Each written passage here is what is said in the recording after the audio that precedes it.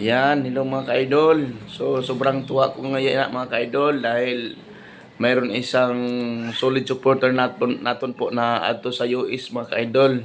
Ito mga ka-idol, sabi niya na magbibigay siya ng 50k po. Ibibigay niya sa Palawan at huwag na lang po bagitin yung pangalan niya. So, hindi ko expect mga ka-idol na ibigay niya sa ganong laki na halaga mga ka-idol. Napakalaking halaga ng 50k mga ka-idol. Yeah, nakita niya kasi yung motor na sobrang luma na.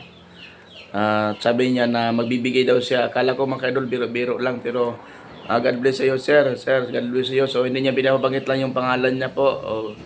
Saan ka man ngayon, ingat-ingat po kayo. Sana ma-meet kita personal. Ito na po yung 50k mo. At bibili ko to ng motor. So abangan niyo lang po ang update ko.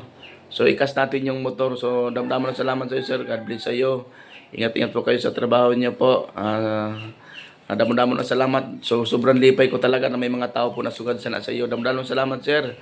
Magagamit ko yung motor sa trabaho ko, sa pagbablog ko. Damo-damo na salamat. Thank you so much sa iyo, sir. Thank you po.